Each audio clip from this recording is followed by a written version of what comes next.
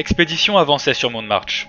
La route était large et bordée par des poteaux de bronze sur lesquels pendaient des lanternes en acier gravées des symboles de Sigmar. Ces derniers projetaient une lueur faible mais bénie, permettant de tenir les spectres à l'écart. Tout du moins, ceux qui n'étaient pas enhardis par la présence d'une force supérieure. Bien que ce chemin soit le seul reliant les cités jumelles au continent, il n'y avait pas de trafic aujourd'hui, laissant Jahangir et ses troupes seuls utilisateurs afin de faciliter les manœuvres militaires. Venteslav commença une conversation avec son général, lui demandant s'il avait déjà franchi la Grande Muraille. Ce dernier acquiesça, précisant que, par-delà ces murs qui les protégeaient à peine, l'on ne sentait plus la présence de Sigmar. Ce n'était point là un blasphème envers le dieu roi, simplement une sensation oppressante qu'il avait ressentie pendant son ancienne mission. Comme s'il se trouvait dans un lieu où une force plus grande encore masquait le monde aux yeux de Sigmar. Il termina la conversation en pointant du doigt le mur qu'il pouvait apercevoir désormais. Lorsqu'ils auraient passé ces lourdes portes de métal, l'expédition serait en territoire de Nagash. À mesure qu'ils s'approchaient de la périphérie extérieure, les alentours devenaient plus plats. Le terrain, habituellement accidenté, était dégagé sur plusieurs dizaines de mètres autour de la muraille, sans doute pour y collecter les ressources nécessaires à la création de l'enceinte protectrice. Haut d'une trentaine de mètres et s'étalant sur plusieurs kilomètres de chaque côté, le rempart était impressionnant, tant par sa conception singulière que par l'aura qui s'en dégageait.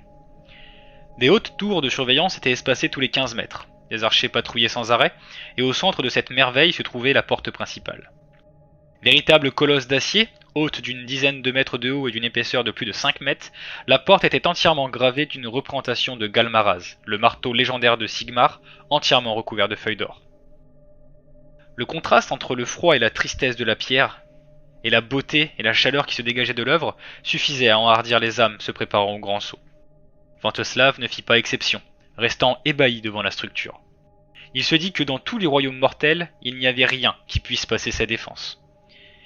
Jahangir sourit cyniquement et répondit que malgré tout, les forces de Lady Olynder continuaient de détruire leur foyer, et qu'aucun sort prière aux murs de pierre et d'acier ne pouvait les prévenir de ces assauts.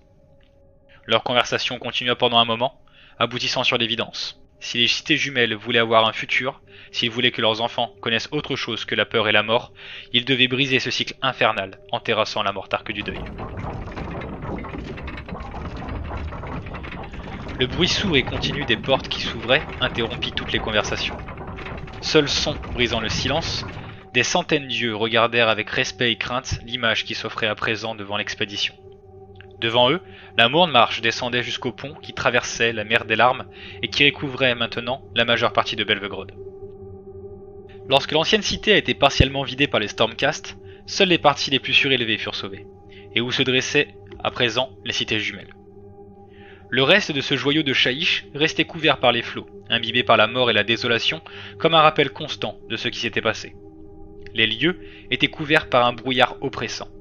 Et bien qu'il n'était pas si dense pour empêcher une bonne vision, il était assez épais pour couvrir le monde d'un voile perturbant, gommant les couleurs pour ne laisser que des teintes de gris. L'expédition reprit sa marche pour atteindre le pont, soutenue par d'immenses troncs de bois sombres, mais également par les eaux de Belvegrod, d'anciens bâtiments assez hauts pour dépasser la mer des larmes. Le général était en tête, scrutant la surface des eaux comme pour épier des mouvements suspects. Il fut rejoint par Kvetka, qui entama la conversation.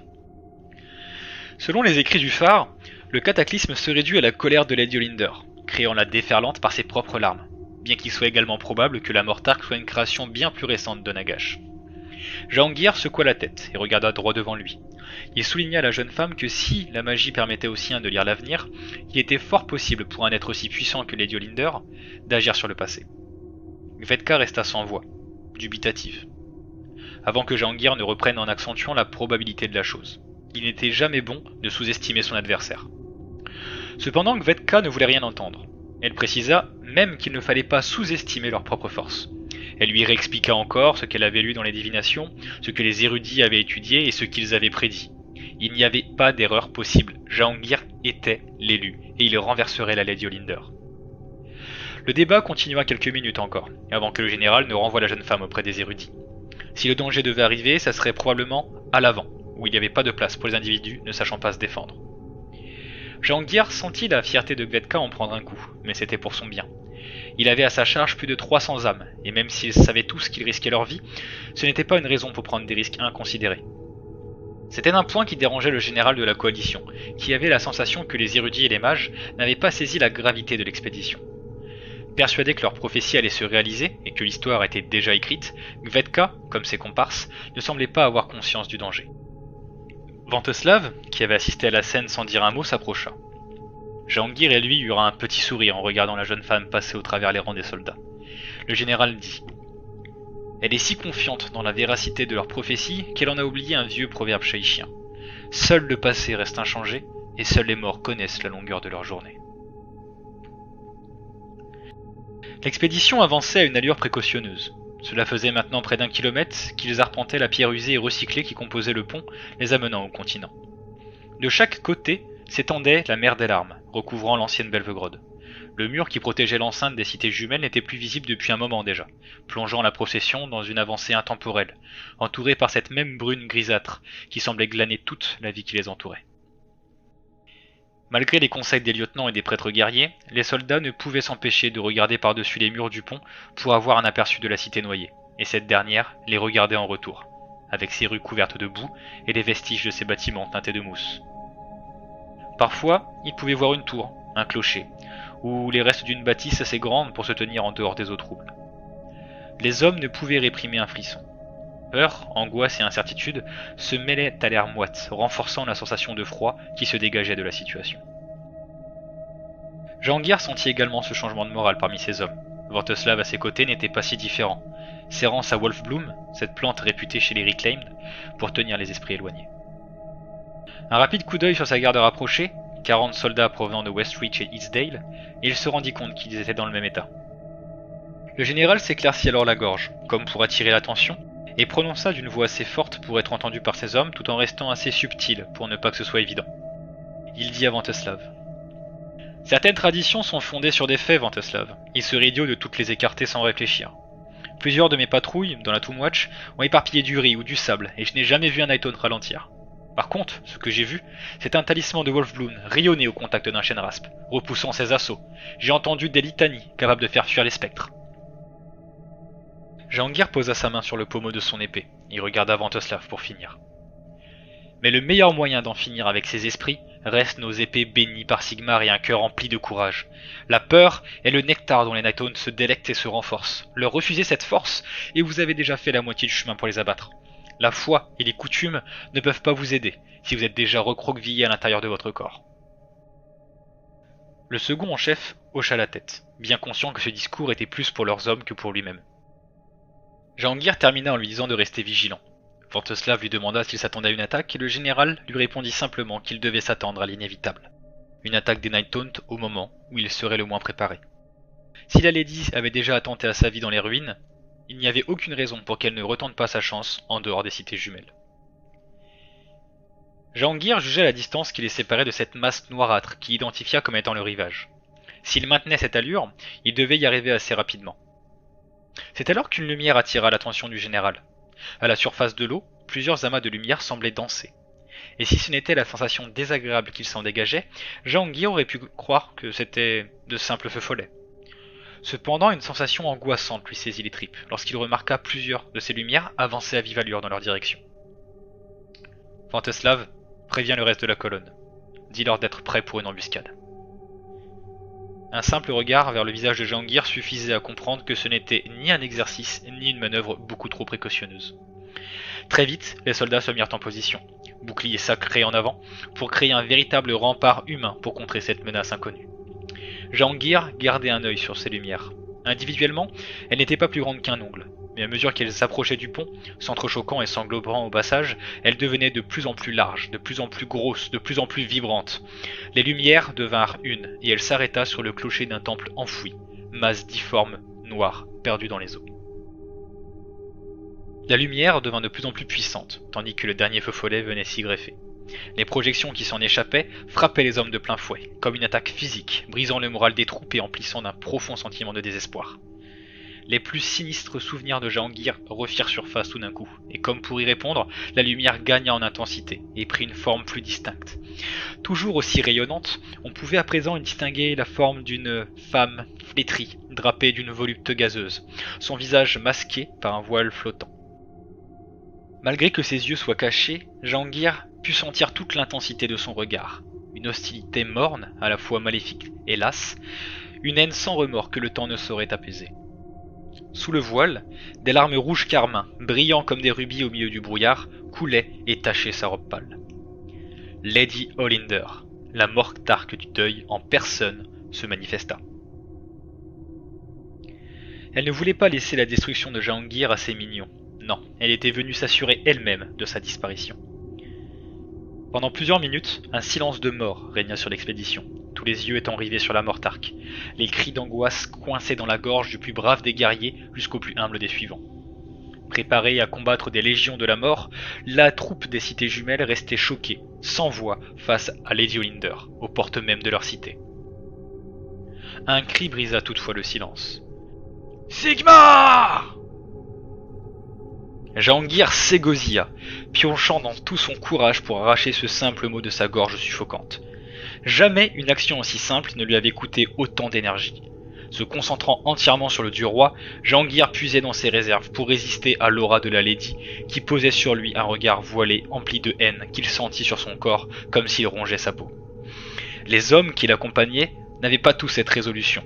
Le son d'un corps tombant dans l'eau se fit entendre, puis un second, rapidement suivi par plusieurs autres. Le suicide était la solution la plus simple pour les faibles d'esprit, montant sans hésiter sur le rebord du pont et sautant, tête la première, dans les eaux sombres de la mer des larmes. Sigmar! Le général continuait d'hurler le nom du dieu roi pour galvaniser ses troupes, et une lueur d'espoir apparut lorsqu'il entendit l'écho de son cri, repris par un homme dans l'expédition. Le nom de la divinité fut repris alors plusieurs fois, à mesure que l'emprise de la Lady se dissipait sur les hommes.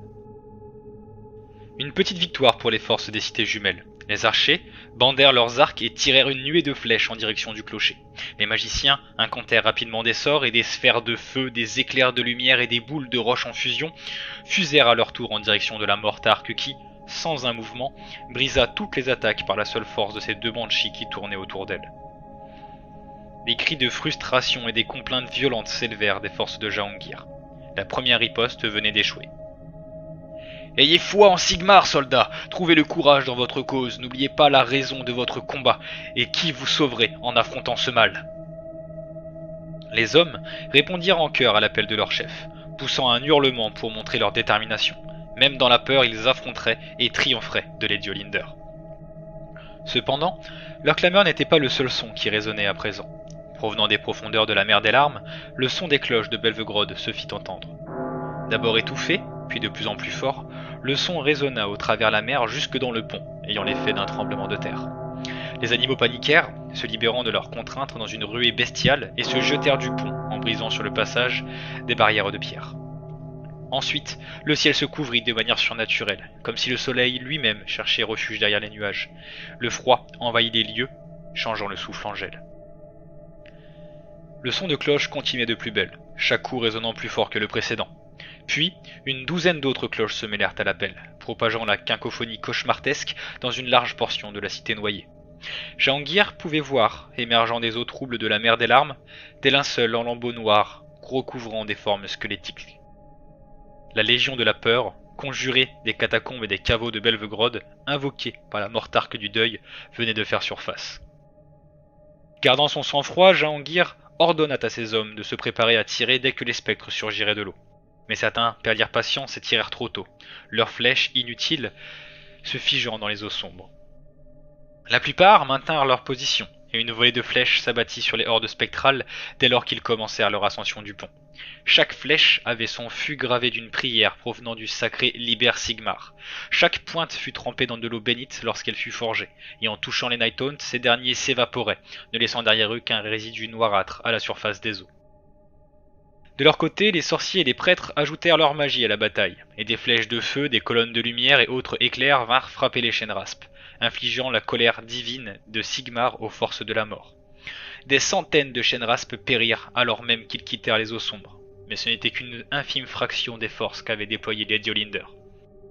Des milliers d'autres fantômes continuaient d'affluer, tels des insectes attirés par une lumière vive, en pleine nuit, se regroupant autour de la mortarque qui s'était matérialisée au-dessus de la surface de la mer.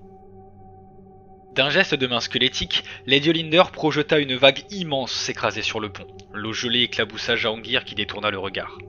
Cependant, l'eau n'était que le moindre de ses soucis, et provenant des profondeurs de Belvegrod, les âmes damnées que la vague déposa sur le pont étaient bien plus préoccupantes.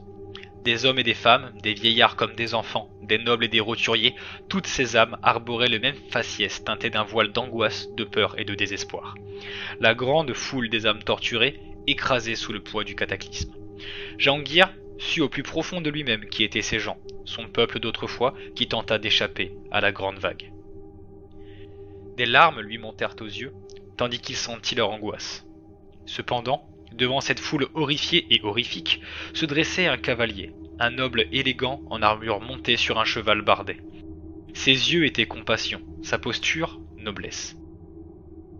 Le commandant pouvait sentir l'histoire de cet homme dès qu'il posa les yeux sur lui.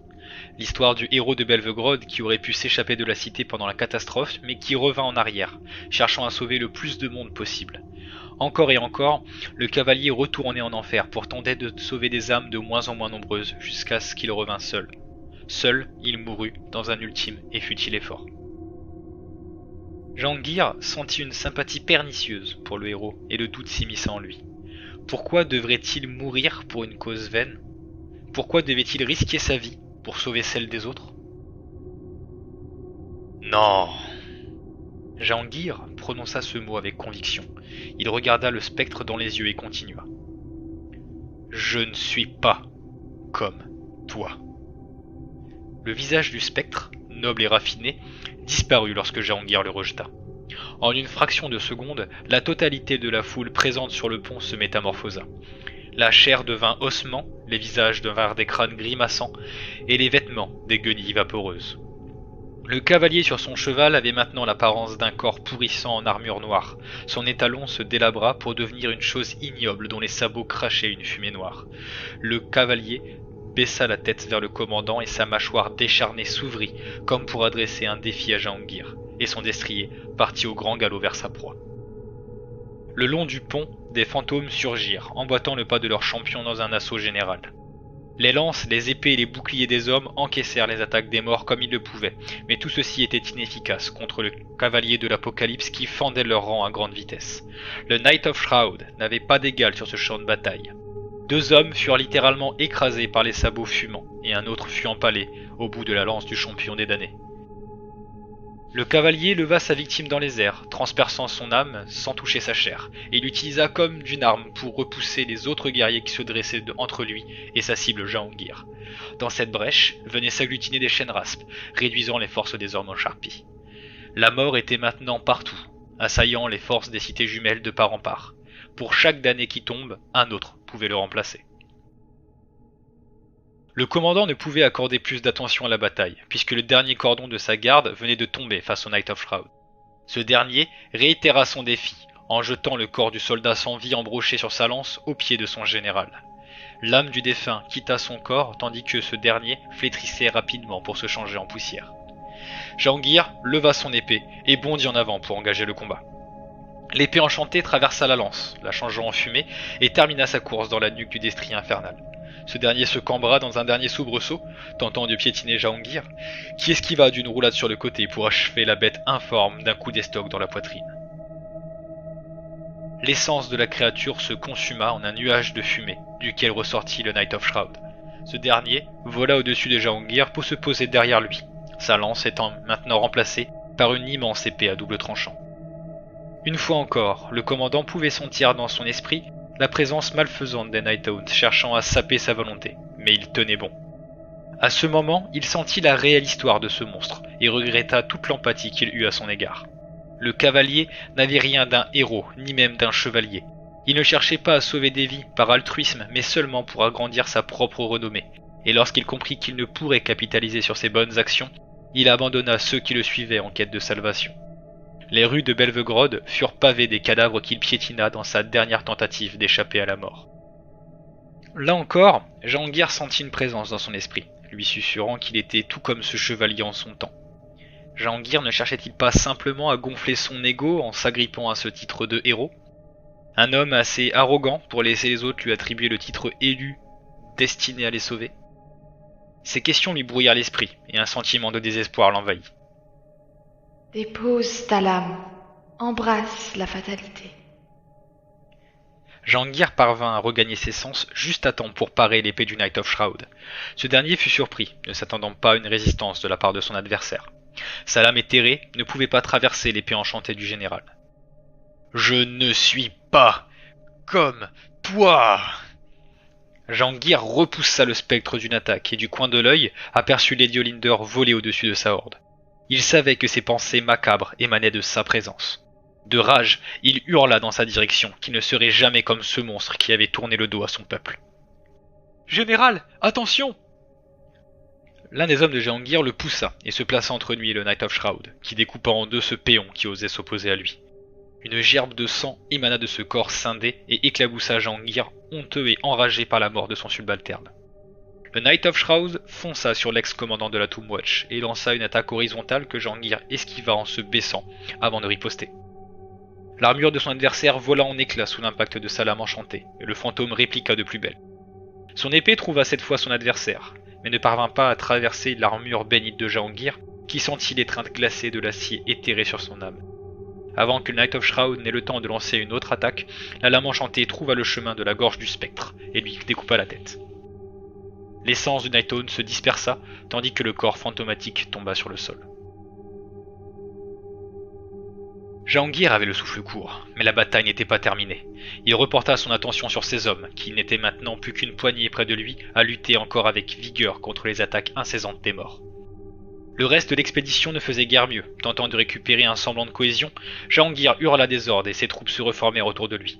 Même à cet instant, il pouvait apercevoir une lueur d'espoir dans leurs yeux. N'était-il pas après tout le héros censé les sauver ? Le commandant ordonna à ses hommes de se replier vers la muraille, cherchant l'appui des archers postés en garnison. Il n'était pas certain qu'ils arriveraient jusque-là, ni même si quelques archers suffiraient à les protéger, mais au moins ces hommes lutteraient avec un objectif autre que sauver leur vie. Avant même que Jehangir n'ait le temps de faire un pas dans la direction des murailles, un cri perçant résonna sur la mer des larmes. La Lady of Sorrows s'envola et disparut. Et si les hommes eurent un instant l'espoir, en pensant qu'elle quittait les lieux, ce dernier fut brisé en morceaux lorsqu'elle réapparut au-dessus du pont. À son passage, des roses funèbres poussèrent sur les pierres et périrent dans l'instant, laissant une traînée de pétales aux pieds vaporeux de la Mortarque. L'angoisse qui frappa Jehangir plus tôt se fit plus forte maintenant, et il n'était pas seul à sentir ses effets. Les soldats de sa vanguarde déposèrent les armes et tombèrent à genoux, des larmes coulant sur leurs visages. Les Shenrasp se ruèrent sur les hommes défaitistes, les réduisant en charpie avec leurs serres spectrales. Le commandant résista aussi bien qu'il le pouvait, se dressant même devant la Lady Olynder. « Je suis l'élu! Mon destin est de briser votre malédiction !» La Mortarque était cachée derrière son voile, et pour la première fois, Jehangir se rendit compte que ce n'était pas un linceul, mais le reliquat d'une splendeur nuptiale. Sa longue robe blanche entourant la Mortarque prit, l'espace d'un instant, l'élégance d'un apparat marital. Ses mains devinrent douces, vivantes, chaudes et gracieuses. Il entendit l'écho de sa voix dans son esprit, plus merveilleuse et séduisante qu'aucune femme vivante. L'espoir n'est qu'un mensonge qui prolonge la folie. Les mondes souterrains regorgent de ceux qui s'y accrochaient quand leur fin était pourtant inéluctable. Jehangir sentit ses convictions s'envoler, se délabrant sur la mesure de ses paroles. Un battement de cœur aurait sans doute suffi pour qu'il se soumette à Lady Olynder. Mais pendant ce battement de cœur, il vit le dernier homme de sa vanguarde mourir. Ce n'était pas la peur pour sa vie qui brisa la torpeur, mais la peur pour ceux dont il avait la charge. « L'espoir n'est pas traître, vous l'êtes !» En prononçant ces mots, Jehangir leva péniblement son épée. Lady Olynder gémit, et sa beauté et ses attributs nuptiaux se décomposèrent. Le général sentit son hostilité l'écraser, plus féroce à présent que la plus sauvage des créatures. À sa complainte vinrent se mêler le cri de ses banshees, et les Shenrasp balayèrent le pont. Jehangir tenta de frapper les spectres, mais ils l'évitèrent sans se soucier de lui. Il n'en avait pas après sa vie, mais après celle des survivants du massacre. Il voulait les affronter, mourir au combat comme ces hommes, mais il fut simplement repoussé et tomba au sol, impuissant. Le pont tanguait devant tant de violence, et il lui était impossible de se remettre sur ses pieds. De là où il gisait, il pouvait voir les membres de son expédition périr sous les assauts des morts, ou entraînés dans les fonds marins. La magie n'aida pas longtemps contre l'attaque des spectres et la bataille tournait à présent au véritable carnage. L'espoir n'est qu'une illusion. Lady Olinder prononça ces mots, mais son ton suave et captivant était remplacé par une intonation froide et calculatrice. Jahangir la regarda lever son bâton, et il sentit la froideur de sa magie alors qu'elle lâcha son sort. La secousse qui frappait le pont gagna en intensité. De là où il se trouvait, Jahangir pouvait voir le toit des anciennes demeures de Belvegrod qui soutenaient le pont se briser, entraînant avec lui l'intégralité de l'expédition, qui tomba dans la mer des larmes. Seule la portion où se trouvait Jahangir fut épargnée, le laissant seul survivant contre Lady Olinder. Jahangir ne pouvait rien faire d'autre que regarder ces hommes tomber dans l'eau et se faire entraîner vers les profondeurs par des spectres avides de grossir leur rang. Est-ce ce pourquoi vous avez été choisi? Le cynisme amer de Lady Olinder trancha le cœur de Jahangir plus efficacement que n'importe quelle lame. Il sauta sur ses pieds, attrapa son épée et chargea la Mortarque dans un dernier assaut. « Soyez damnés !» Les servantes de Lady Olinder s'interposèrent, mais d'un geste de la main, la Mortarque les stoppa. Je suis damné depuis bien longtemps, par une chose bien plus grande que vous, héros. Lady Olinder s'avança, des pétales recouvrant son chemin, et le général s'arrêta devant l'aura qu'elle exudait. Sa volonté se brisa, et sa poigne se relâcha. Son épée vacilla tandis que le désespoir le gagnait. Dois-je vous montrer la raison pour laquelle vous avez été choisi? Lady Olinder leva son bâton et le pencha vers Jahangir. Ce dernier put voir qu'à son sommet se trouvait un cristal de verre contenant des grains de sable qui s'écoulaient, qu'importe la position du sceptre, comme défiant la gravité. Mais plus que ça, il y avait un sens dans le motif qu'il formait. Jahangir pensa alors à Ivor dans son phare et à ses divinations. Il savait alors qu'il regardait du sable sépulcral provenant des confins de Shaish, et qui s'écoulait, là devant lui, le pattern de demain. L'esprit de Jahangir ne pouvait déchiffrer tout ce qu'il voyait dans ce sable, mais il sentit une force extérieure l'aider dans cette tâche. Il savait que c'était le pouvoir de la Mortarque, mais il sentait qu'il n'y avait là aucune malice, aucun mensonge. Il n'y avait d'ailleurs aucun mensonge qui pouvait annihiler ses espoirs plus efficacement que le futur pour lequel il avait été choisi. Il lisait là la prophétie dans son entièreté, et pas les fragments que Ivor et ses idiots lui avaient énoncés. Un cri inarticulé se forma dans la gorge de Jahangir.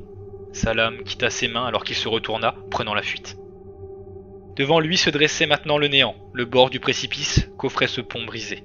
Son esprit morcelé par ces horribles révélations, Jahangir n'hésita pas. Il sauta du pont et plongea dans les eaux noires. Les ténèbres l'accueillirent, et le poids de son armure hâta son voyage dans leur étreinte. Tandis que sa vision se brouilla, Jahangir put apercevoir une dernière fois la forme éblouissante de Lady Olinder, qui le regardait s'enfoncer dans les profondeurs. Ce n'est que dans la mort qu'il comprit à quel point tout ceci avait été futile. De penser qu'un mortel pouvait un jour défier la Lady of Sorrows.